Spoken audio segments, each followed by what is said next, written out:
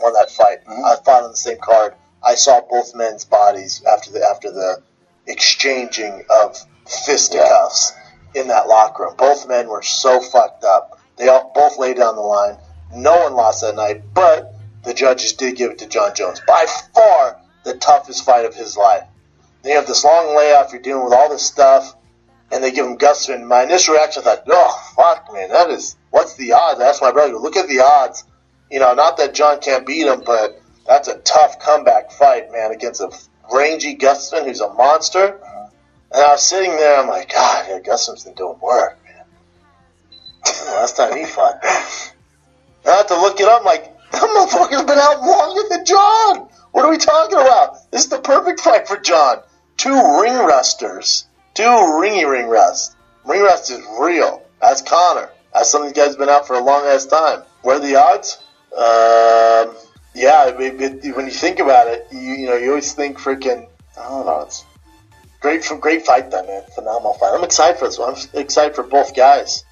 I would assume Jon's as long as Gustafsson's been out. Alright, there it is. Minus 275 for Jon Jones. Yeah. Plus 215. That seems right.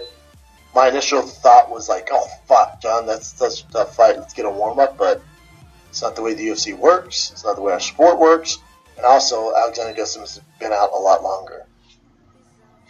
Jon wins that one. What do you do? Let's say the odd makers are right. Jon wins. Let's address the elephant in the room, guys. Why nobody is trying to address the fact that Jon Jones got, he got popped for using something banned/illegal, right?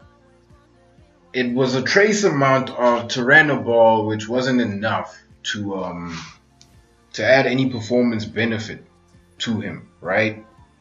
Cool, we've stated the facts. He came back simply because he decided to snitch. Nice, whatever, good for you. That's not my issue here, right? Why aren't we addressing the elephant in the room, right? Let's address the fact that, let's assume, in fact, that Jon Jones was cheating. Let's assume he was cheating and he was microdosing, right? Which is very possible and highly likely. Think about it. They found trace amounts of this thing.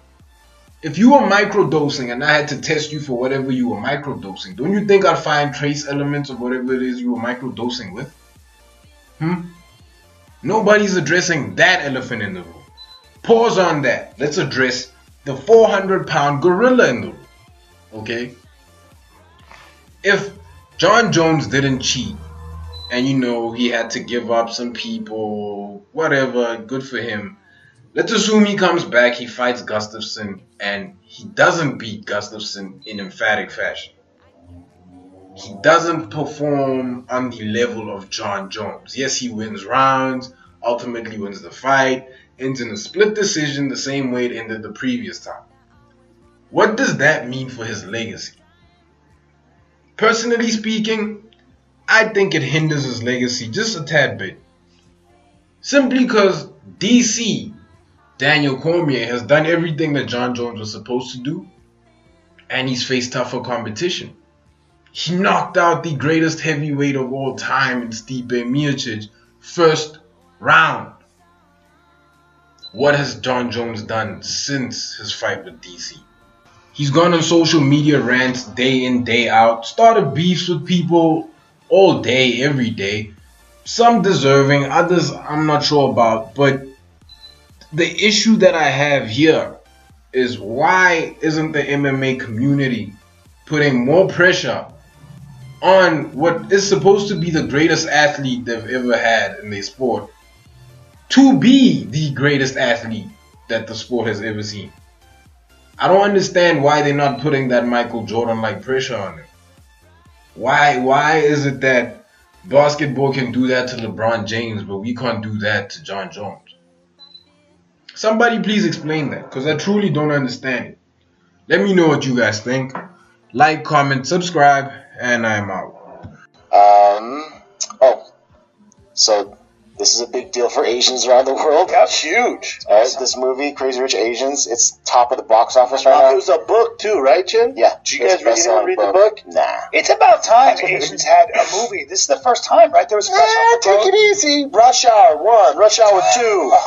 Big Trouble in Little China. Brandon, that Come was on, Big one Trouble Asian in Little guy. China. Brandon, that was one Asian Rumble guy. in the Bronx.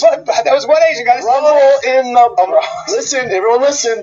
Rumble in the Bronx. Brandon. Godzilla 1, 2. Brandon, these are. I understand, but that was just some Asian actor. Enter the Dragon. Brandon, okay, but that was a long time ago. That was all karate. This is about The Last Samurai. no karate in this Tom movie. Cruise in The Last Samurai. There are no swords or karate. This is like human beings having like relationships. Disney's Mulan. Brendan. Emperor's New Groove. Well, no, it's not Asian. It was Polynesian. God